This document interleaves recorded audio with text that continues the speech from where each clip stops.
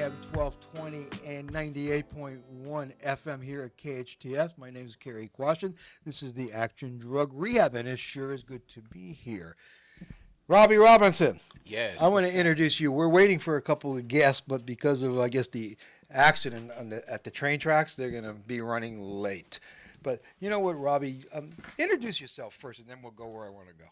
Well, hello, everyone. My name is Robby Robinson, and I work for the Sheriff's Department. I'm an intervention specialist. I've been with the Sheriff's Department for about a year. First and foremost, I want you to know that the sheriffs are doing an excellent job keeping the community safe and dealing with the issues and problems that are there. So I would suggest that everyone support the Sheriff's Department.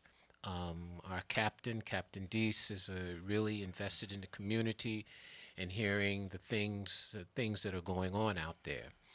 But prior to me becoming an intervention specialist, I was a probation officer for 35 years.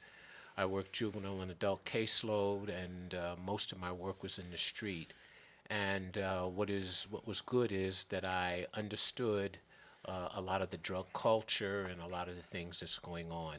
So I'm here as an intervention specialist to intervene, to offer services, and to offer support to the parents. And that is pretty much my role, and I enjoy it. And I'm always here to help parents and, when their kids are out there doing things, and even adults. But the main thing that I want you to know that the sheriffs are offering a lot of services, and so is Cary. We're both working together to give people the opportunity to, quote, get clean and get their lives together. And so a lot of people understand, too, that a lot of people don't want it, and sometimes it takes time, and then they do come through. I'll tell you, I've been working with people now, or treatment people, for 40 years. And I'm working in a lot of communities, but I've never seen a community like this, where the Sheriff's Department and the city and drug treatment programs work together to help people. It's incredible. And I'll tell you, I've seen a lot of people that work for the Sheriff's Department and other law enforcement agencies, but never met no one quite like you, Robby. And I'm not saying that because I love you. I'm saying that because I love you. I appreciate that. But I am saying that because I never met anyone that really cared as much as you. And you worked for the Sheriff's Department. You were involved in probation departments, and you've seen the worst of the worst. And still, man, you're out there trying to save lives every day. I get phone calls from Robby guys all the time from, hey, can you help this person? Can you get this guy in rehab? Can you do this? Can you do that? I mean, you go into the jails and actually try to get people to want help. Oh, yes. There are success stories. I don't want people We to have think, some. Yes. There are some success stories. I can count them on both hands, the success stories. It's unfortunate that we hear of a lot of things that are going on the street. A lot of these things that are happening are because of drugs and because of the three-prong ideology that is in the street now. There's no accountability, there's no responsibility, right. And I can do whatever I want, so what are you going to do? And that's actually true right now. Oh, yeah, it's true. And the sheriffs are doing a job. I'm there. I see them fighting crime. I see how they're really trying to put a dent into this real drug thing that's going on out here. With no real backup. And, a lot of it has to do with our judicial system that at certain times, not always, but at certain times, they slap people on the wrist. And, and I see the great work that the sheriffs are doing, the great work that you're doing, and people need to be held accountable. And when you're not accountable, then you don't have to be responsible. And then when you're not responsible, you just feel, well, I can do whatever I want. But I think the pendulum is swinging. I think you know what's terrible. I have to say this. I look at the crime reports all the time, right? That KHTS posts or the local newspaper posts, and I see this all the time. And then we'll get to what we're really going to do today. But I see pulled over a car, found a gun, ex-felon, crystal meth and fentanyl pills in the car, person cited and released. Oh yeah, that must be so frustrating for the deputies. Of course it is, and I get frustrated when I read it. It's like, what do you mean? Loaded gun, drugs, ex-felon, cited and released.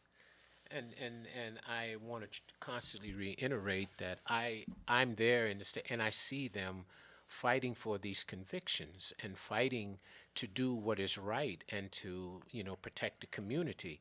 And the judicial system just has to change. I mean, there has to be change. I mean, everybody's saying that, and you know what you have to do to change it.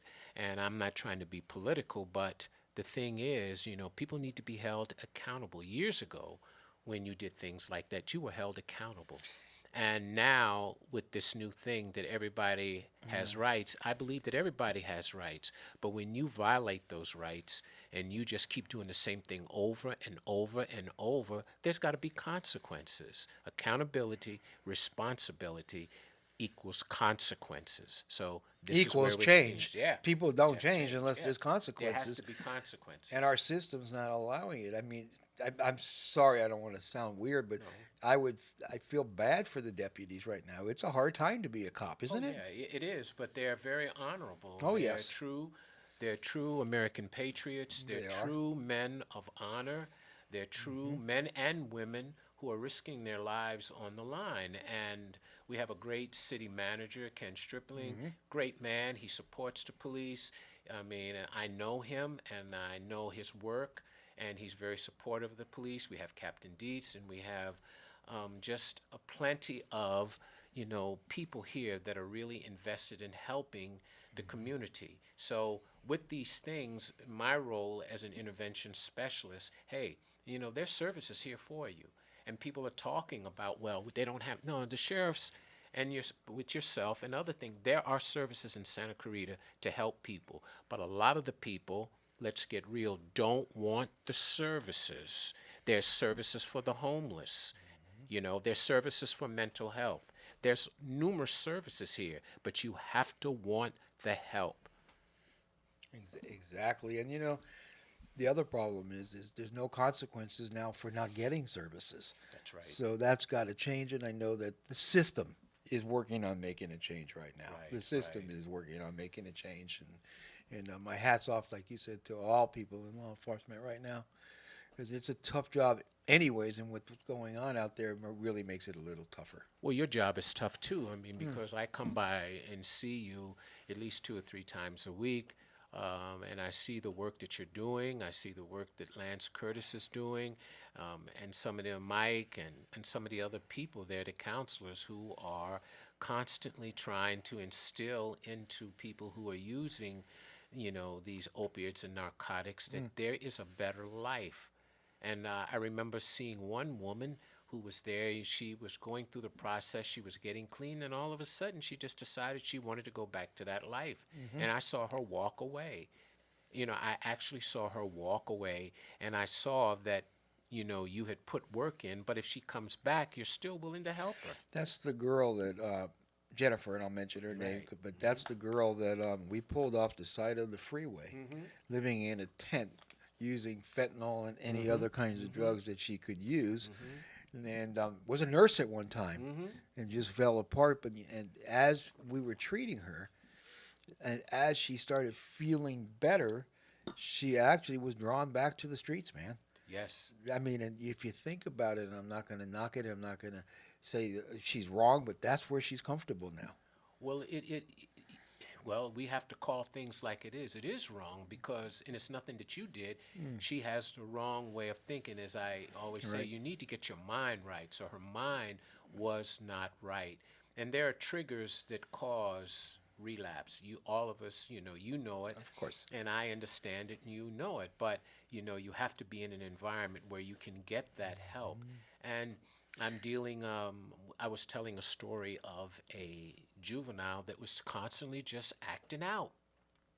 He was using drugs, acting out, and he was on some medication to help him. But I knew from watching him, and I know some of the people in the audience and some people understand what I'm trying to say. I understood that he did have mental health issues. There was no question he had some mental health issues. But he played on it and took it to another level, knowing that, well, I have mental health. I can do whatever I want. But as time progressed and he got arrested and he went to juvenile court, the probation officer did an outstanding job, counseling him and whatever. And finally, he had to answer the piper. So he went to court, did a little time in juvenile hall. They let him out because the grandparents who he's living with said, oh, we just want him home. But when he got home, he started acting out even more. So I made a home visit and some home visits to offer him services, to offer the parents services. In my presence, I saw him disrespect his grandmother, calling her out of her name and doing certain things. And then the grandmother told me that he had been calling her out of her name because she took his phone, she went in the room, he kicked the door and started calling her all kinds of names. So the probation officer knew about it. And so I told the parents, you know what, I will intervene and be an advocate for you when you go to court so that you can have a voice to tell them what's going on.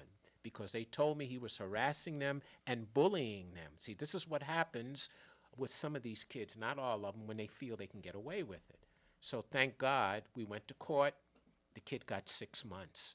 And if you had seen his face, you would have understood it made sense to him then. So do we have to go to that length for him to understand that there are consequences for his actions? Or do we deal with him in the initial process so that we don't have to put him in there for 6 months? It starts when they're young, Robbie. Very young. If we allow, and I'm not going to beat up grandparents or parents. No. If he's living with the grandparents for a reason, Oh, of obviously. course. So there's a history Oh, there. yes. But if we allow people to get away with stuff over and over and over again, they learn that there's no consequences That's for their true. action. People don't change No. until the consequences or the threat of the consequence, if they believe it, Right. outweigh what the payoff is for their behavior. That's true. Period. So hopefully this 6 months in juvenile hall and now some He'll kind be in of placement.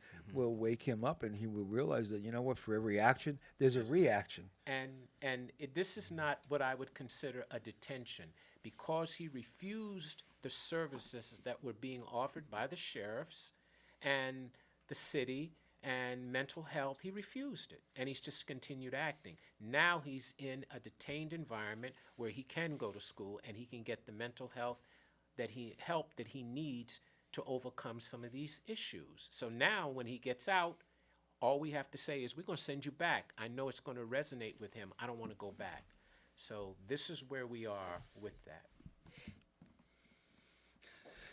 Awesome. You know what we've been doing? I'm going to change the subject for a minute. We've been doing a lot of shows, or the last couple shows that I've done, which is probably the only one since I've been back, but we've been talking about fentanyl. Because right now it's killing more people in this country. They say 18 to 45-year-olds than anything else, period, combined. And I'm saying, yeah, 16 to 45, because we're seeing a whole bunch of different stuff than the numbers are. And also, everything out there is cut with fentanyl right now. The DEA said, and I'll say it the same way, every street drug is fentanyl right now. Correct. Every pill that your children are buying online are not real. They're cut with fentanyl. If you don't get a pill directly from the pharmacy, it's fake.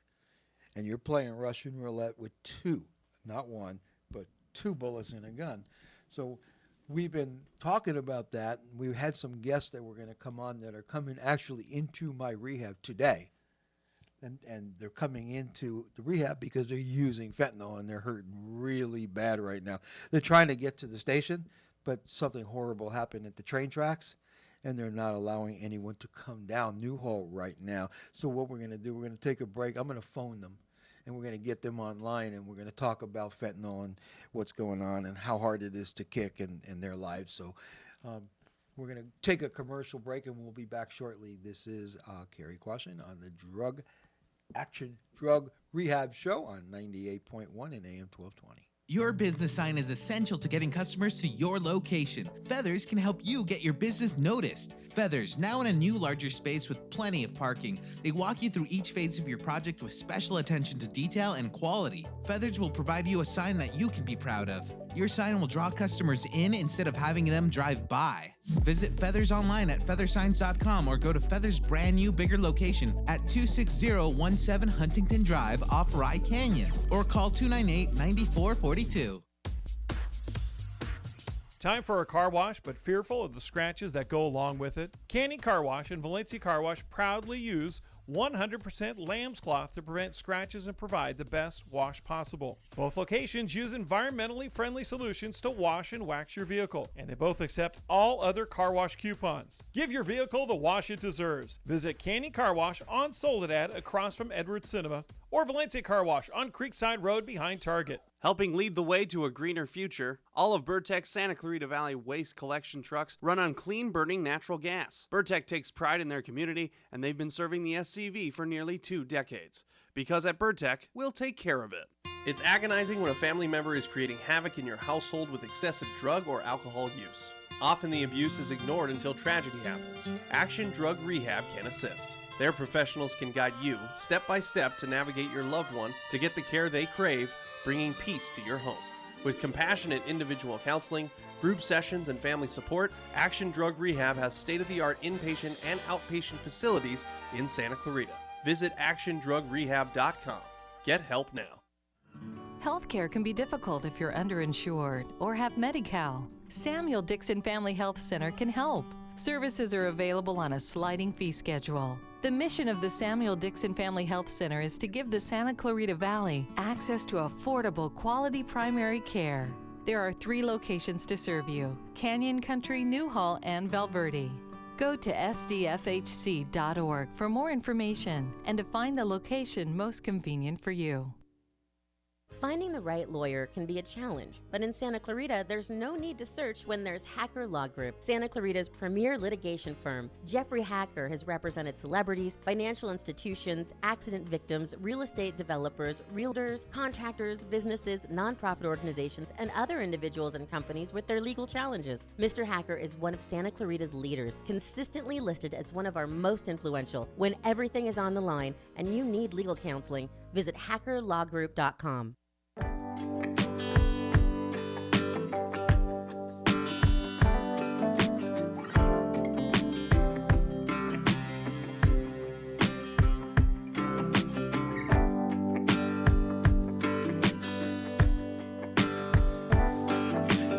Welcome back to the Action Drug Hour here on AM 1220 and 98.1 FM KHTS. I'm Cary Quashen. I have a co-host with me today, Robby.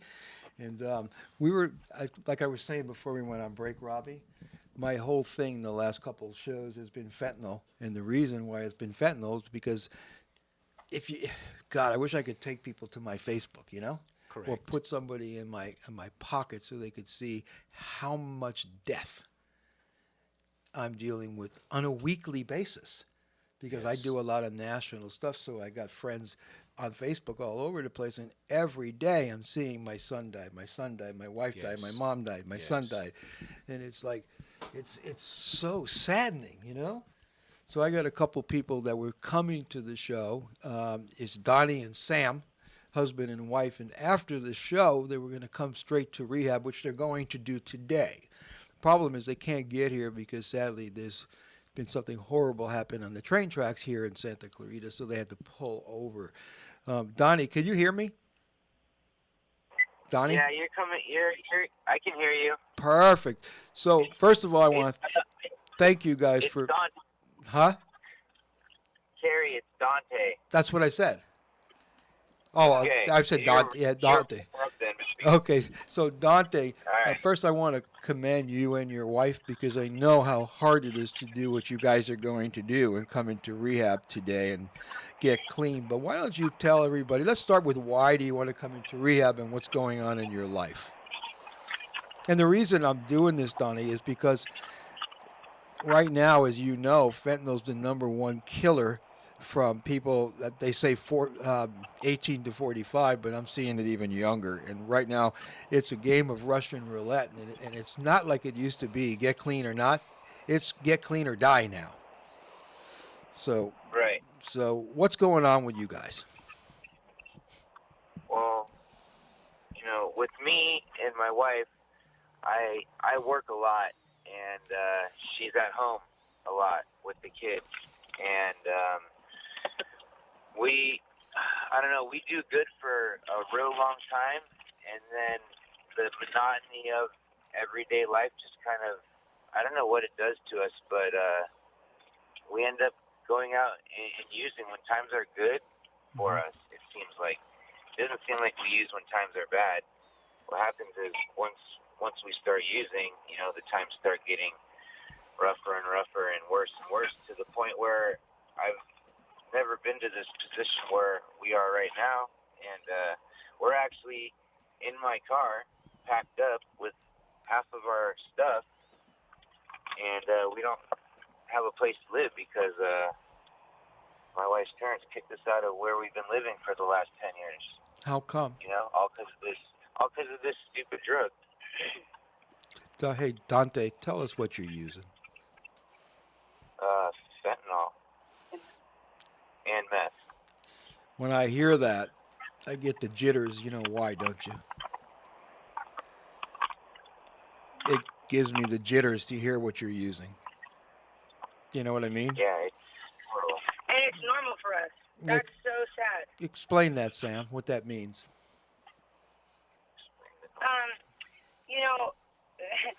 For the last 15 years, we've been on opiates. It's kind of like just moving on up, and we've graduated to fentanyl now. Heroin, I wasn't feeling it at all anymore. And an old friend, introduced me to this, and now... I wouldn't call that a friend, that's for sure. Right, an old acquaintance, But Sam, I'm going to back you up for a second. You said I was using heroin and it stopped working. Explain that. I understand that, but our listeners might not. Well, as with anything, you build a tolerance once you've been using it for so long. And I started methadone 4 years ago, and I think that had something to do with my tolerance, but no, I could not feel the euphoria at all from the heroin anymore. It was just barely, getting me to the point, getting me well is what we call it, but, getting me to the point where I could breathe right, I could go throughout my day and feel normal for for someone in active addiction. So in other words, it just kept you well. Yep. Which means you, if you stop using, you would get dope sick. Absolutely. And to explain how horrible to people who have no clue why people continue to use, explain how horrible dope sick is. Well, it takes over your entire body, and it's completely physical, but it also takes over your brain. So it can be mental too, and you feel like you're going to die, even though it's not necessarily possible to die from an opiate withdrawal. It feels like you're going to die, and you will do anything to get well. I mean, it gives you chills, cold sweats, vomiting, restlessness. It's hell. It's literal hell, and that's why most people continue to use, because they don't want to feel that way, And Suboxone and the methadone, it all works, but to an extent and after a certain period of time. So you're going to feel sick at least a little bit if you plan on quitting. So correct. It's definitely something that you have to have courage, and you need to be ready. And the physical part is just the beginning. The mental, emotional addiction to that drug is like no other drug that's ever been around before. So it really makes it tough. But when you come into treatment, we're going to treat both your physical and your emotional addiction, if that makes sense. You also said you had a couple of kids, right? We have one daughter. How old is your daughter? She'll be 5 in August. I hate to do it to you, but tell us what's going on with that situation. We're great parents, but addiction can really, break up a family. I grew up with parents who were addicts, and it's not a pretty picture, I thought I could hide it from her and I thought, we could just get by without her knowing anything. But kids are freaking smart. Yeah, they are. And, she definitely was starting to be exposed and getting hurt, by our behavior. Explain, what do you mean by fentanyl, that? Exposed and hurt? seeing us, nodded out, which is like, it looks like you're sleeping, but in a different way because you're high. My husband, when he would smoke fentanyl, make his body move without him realizing it's moving. Yeah. And it would just, I explained it to him as, his soul wasn't in his eyes. Let me. And It looks like you're looking at somebody that's just empty, huh? exactly. You could see through their eyes into their That's soul. right. I wanted to ask you a question. My name is Robby Robinson. I'm with the Sheriff's Department. I work as an intervention specialist, and He's one of the good guys. Yeah, They all I'm are, not- but yeah. his job is to help to people. try to help you out. When, how many times have you, your periods of incarceration, how long have you been detained? And also tell me how many drug treatment programs you've come to before coming into this program. This will be my 8th and my husband's 10th. Okay. How many periods of detention have you said? Have you been? Time in treatment. Oh, okay. Now, how long have you spent in county jail, or have you done both of you done any prison time? No prison time for me. The longest I spent in county jail was 5 days. 5 days, okay. And how about you, Dante? My addiction has brought me to the county quite a few times. I think it was somewhere around 10 years ago when possession and under the influence was carried as a felony. Okay. And there was this Prop 36 program that Right. the county and the state had, and that program was just a gateway back to jail. That's all that program was. Right. That program didn't give you the tools necessary in order to get off probation and be successful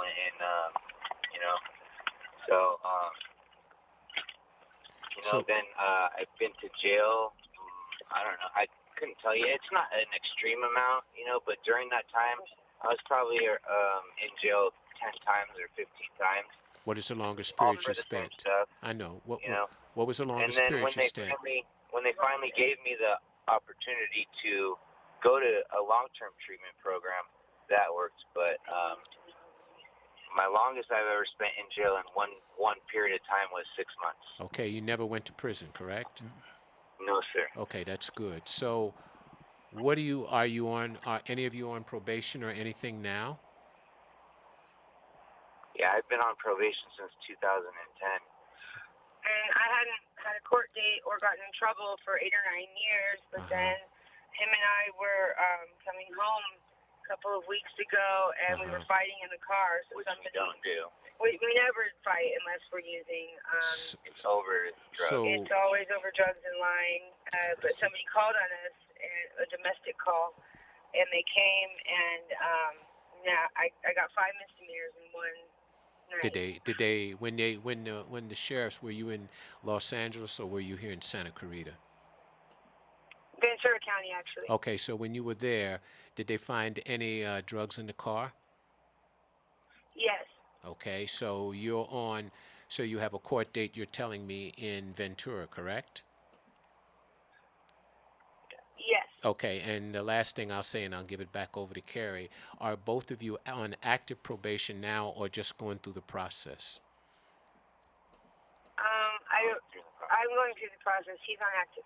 Okay, and Dante, are you on active probation in Ventura County, or are you on active probation here in Los Angeles? No, in Ventura County. I received a 5-year felony probation, and I've completed 3 of those 5. 3 of those 5. So, do you report in, or do you go in by kiosk, where you just go into a machine? Do you report to a probationer? I report in.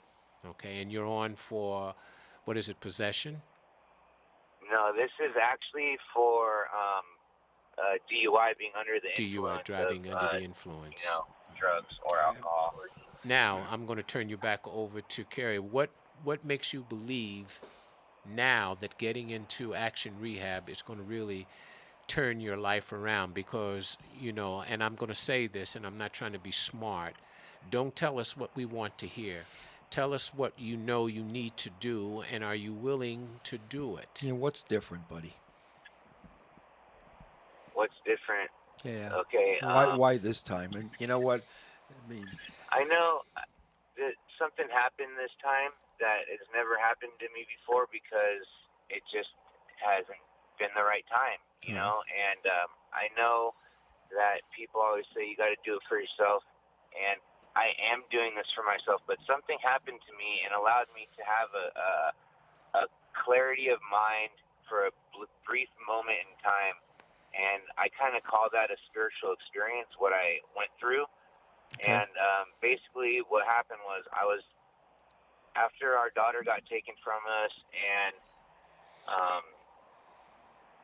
I went on vacation for my birthday, and I hadn't talked to her in like 4 days. We finally got the chance to talk to her, and when I was talking to her, we're doing a FaceTime, and at the end of the conversation, when she was saying goodbye, my daughter's 4, almost 5, she was holding back her tears. She had her lip kind of pierced up, and she was kind of holding it back like that, and you could see that she wanted to cry, but she couldn't, and I was crying very, very hard. But I think it was the next day, I just have that image in my head, and I'm telling myself that I can't believe that I did that. Well, I'm going to say this to you before, Cary, and then I'm going to really listen to you. I want to say one thing first. What you did was, and I'm not beating you up for this, I'm just being truthful, you chose drugs over everything. Yes. Including your kid. Right. And yes. That's the power of drugs. I've been clean and sober now 41 years. And when my first year, I'll never forget what I said when I was on the podium speaking. I said, if nothing else ever has that kind of control over my emotional and physical being, I win. I will never allow anything to have the power that alcohol and drugs had on my body and soul. You know what I mean? Well, and also, I want you to hear this. You can still be the person you want your daughter to grow up and be. Or you can be the person that somebody asks, what's your daughter's name? First name? Misty? Somebody could say, hey, Misty, tell me about your mom and dad. And Misty could say, wow, they were good people, but drugs killed them. Right. So you guys are the producers, writers, and directors of your world and your story right now. If you come into treatment and you do this thing right, not only can you be proud of yourself, you can give your child, Misty, back their mom and dad that they so deserve. Does that make sense? Absolutely. Well, I want you to understand here also, too. Remember, every time the consequences are going to be more severe every time. Because now it's going to, it's going to affect your daughter more so. Right. And you're going to see the anguish and tears, as Dante said. And there's a saying, and you may get by, but you don't get away. Yeah. Remember that. So you may get by all those years you were getting by. Now you won't get away, because when they go and look in Ventura and they start looking in your record, unless you're getting into treatment, you're going to do some jail time. Both of you. I'm letting you. I'm telling you now. I was a probation officer. Thank goodness you're coming into treatment. Yeah. So I'm telling you, for your own good, get into treatment. Stay in the treatment. Stay in the program. So I want to jump somewhere else right now, because what scares me the most I've been screaming about this fentanyl thing for years. I mean, you guys been playing with this drug that's killing everybody playing with this drug just about eventually. So you know if you don't get clean, it's going to kill you, don't you? Yeah, it's not a matter of if, it's a matter of when it comes to fentanyl. And you guys, let me ask you a question. When you're using this drug, you know you're playing Russian roulette, don't you? Yeah, but, I've always just tell myself subconsciously, like, I have too high of a tolerance. It's not going to affect me like that. As you know, though, it has nothing to do with tolerance. It's who put it together. If they put a little bit too much, then you have mass amounts of overdoses. Question: Right. Have you guys been Narcan back? I have not. I've had to use Narcan on Dante one time. Explain exactly what that means and what it looked like and what happened. I would try to regulate how much he smoked of it because for some reason it affected him so much more and so much quicker than it did me. But one night I was tired and I nodded out, and he ended up smoking more than he, necessarily should have. And I came to, just from like a nod, which is like, it was probably like nodding for sleeping for about 20 minutes. And I came to, and he was very, very high. He was not responding to me. His lips were blue, and he was leaning over the edge of the bed. And I tried to stand him up, and then he just kind of fumbled over head first into the side of the bed. And that's dead weight. I could not pick him up. I happened to have one Narcan that a friend gave to me as like a joke. And I thank God that I had that. It's a nasal spray. And, a lot of fentanyl overdoses need about 3 Narcan. Up to 4. Up to 4. Yeah, to come back. And luckily, one worked for him. So if you didn't have that Narcan, what would have happened? I would have had to call 911. He would have maybe died. So you would have lost your husband, and your daughter, Misty, would have lost a father. What you just explained is what happened to my brother. He said the same thing you did. And he left at 60. Everything you said was what he said. I think I can handle it. I had more tolerance. He's gone. The tolerance that he felt he had took him. It's just a matter of time unless you get the treatment. Robby. Unless you get into his program, Cary's program. Robby, tolerance has nothing to do with it anymore. That's what I'm saying. Nothing to do with it. That's what I'm saying. Sam, I want you to hear it. Tolerance has nothing to do with it because That's what's right. going on right now, these pills are being pressed and the heroin's all fentanyl. That's right. So what happens if somebody puts just a tiny bit too much by accident, it doesn't matter how much tolerance you have. It'll take you out. Yes. I've heard so many people say to me, oh, my tolerance is built up, and then, I find out they're dead the next day. Yep. And, have you lost friends, guys? Oh, yes. How many? I mean, even, last year I had gone to so many memorials, funerals, but it's gotten even more so, I've lost even more with when fentanyl came around. And people take one hit or, one pill, Yes. and they're they're just gone. gone. They're instantly gone. I have a good friend, and she has a almost 9-month-old son, and her son's father overdosed and died, and it was so real. Like, obviously, death is real, but it just because I was very close with him, even though we only knew each other for a short period of time, he wasn't really doing opiates. He wasn't doing fentanyl. But one day he did, and that's all it took. Bada bing, bada boom, gone. What everybody needs to know out there, and this is to people listening, all the drugs right now out in the streets, None of them are real. They're all fentanyl. Yes. They're putting fentanyl in crystal meth. They're Yep. putting fentanyl in cocaine. All the Xanax and Oxy on the streets that are coming from on the streets and online are either cut with fentanyl or pure fentanyl. There is no safe drugs right now. The DEA said expect mass overdoses and deaths in the near future. It's already happening. Mass overdose, meaning in any one place, 3 or more people at the same time. And it doesn't even matter if you have Narcan at that time. If you all use the same drug that's cut too bad, too much, you all die. So I'm really, really happy that you're on the line with us. I'm really excited that you're coming to rehab. I'm optimistic for both of you. I want to talk a little bit more with you. We have about 10 minutes left on the show, but we got to take a break. So we will be right back with the Action Hour on AM 1220, 98.1 KHTS.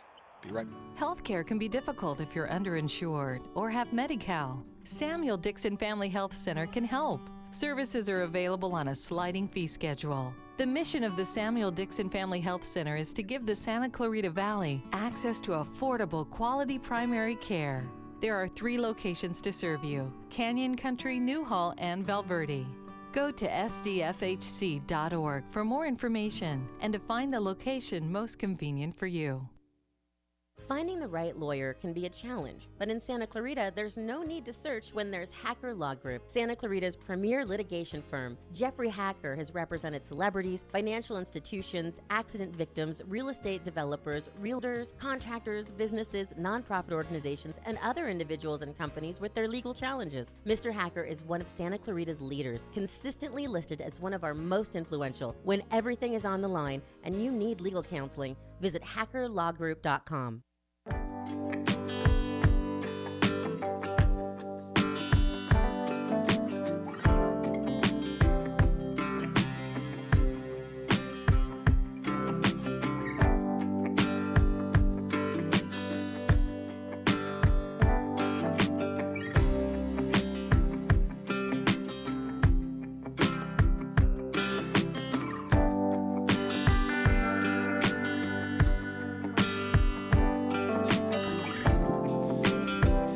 Welcome back to the Action Drug Treatment Center Hour. I'm Cary Quashen here on 98.1 FM and AM 1220 KHTS, your hometown station.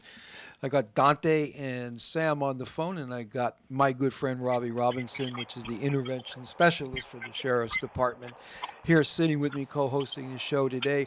Guys, how are you doing after all this conversation? Sam, Dante, I feel very ready. Okay, what does that mean? Why? I mean, Robby was talking to us, and Jerry just came in here and asked, "What got you to this point? Why are you really doing this? What do you really want to happen here?" And by the way, just another, I'll throw this out. I'm going to treat both you, husband and wife, in the same treatment center. I don't usually do that, but I think in this case it's important. Yeah, most places wouldn't, and most couples probably shouldn't. But him and I, we've been together almost 10 years, and we've gone to treatment apart every single time. And when we come back together, we end up using, and we don't. I mean, literally, we don't like each other at all using. I don't like seeing him high. He doesn't like seeing me high. We argue so much. And sober, we're just happy little clams. Like, there's no worries sober. I mean, of course life happens, but not to the extent that, drugs bring so many problems to our relationship. And, I've never been one to put myself first. It's always been about taking care of other people, even if I selfishly did it, because I didn't want to deal with my own stuff. I've really always been a people pleaser. And I've never had the integrity that I know I can have. It's like I get by myself, close the doors, and then I can do whatever I want because no one's looking. And that's gotten me here, and I've never given myself the full chance and opportunity to have a good life.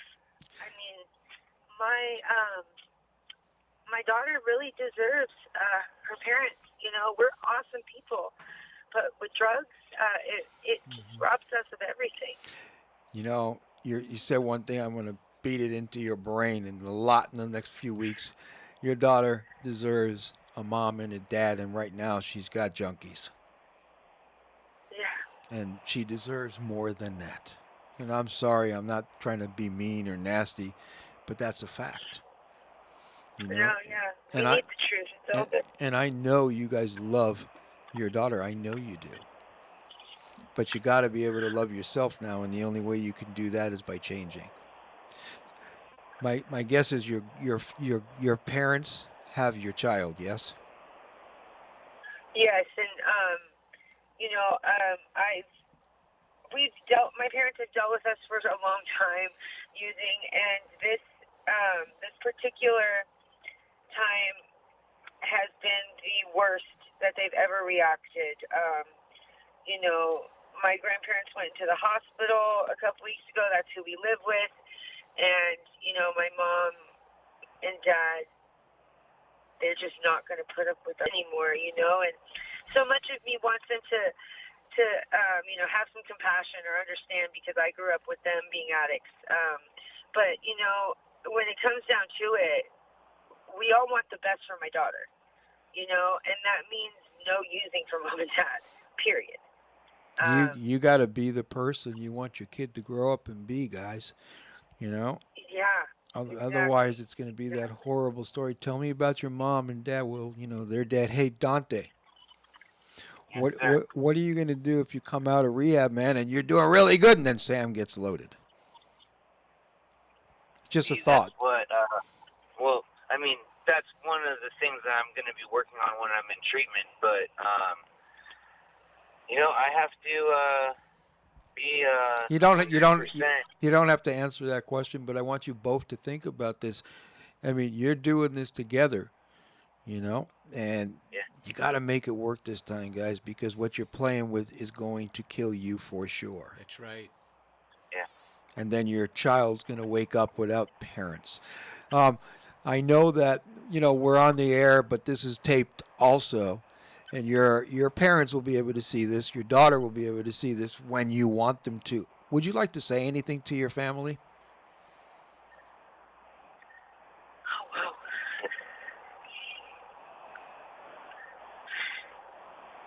You know, sorry doesn't really cut it for something this big, but I just want my family to know that I'm still in there here. I'm definitely here still, the real me, you know, and I just really want to do whatever it takes to give myself the life that I know that I deserve, and that my daughter deserves, you know. Yeah. You love them? Oh my God, I love my family more than anything. You know what? Tell them that, because they'll hear this. They'll be able to watch this. Tell them that. I love you guys so much, and I just really want you to know that I never meant to hurt you guys during all of this, you know. I'm going to try to do whatever I can do to stay clean and sober and live a life. Dante, you? Yeah, and Talk to your daughter, Dante. oh, baby girl, Daddy's sorry that, you know, you turned out to have some stuff that I had to work on. But, you know, you deserve the best. And since I'm not giving you the best, I got to get into a position to where I can be the best. Yeah. And I love you so much, and I miss you, and I can't wait to see you. Let's do this, guys. We're going to do this. And also, I'm going to bring you guys back on in a couple weeks so you can let people know how you're doing. I know that I am going to be working with you, and everyone listening is going to be praying for you guys. I know that for sure. I want to thank Robby Robinson for being here. I sure appreciate you help with everything you do, Robby. I appreciate you, too. And, guys, I'll see you today. And so everybody knows, we're going to bring you in today. You're going to get some medicine. We're going to physically and emotionally detox you. And we're going to do everything in our power to, I say, save your lives and get you better. So you could become a productive member of society and a great mom and dad. I want to thank you both for being on the air. I'm going to call you as soon as we get off the air and set this whole thing up. This is Cary Quashen and Robby Robinson on your hometown station, AM 1220 and 98.1 FM. Thanks for listening. Thank you.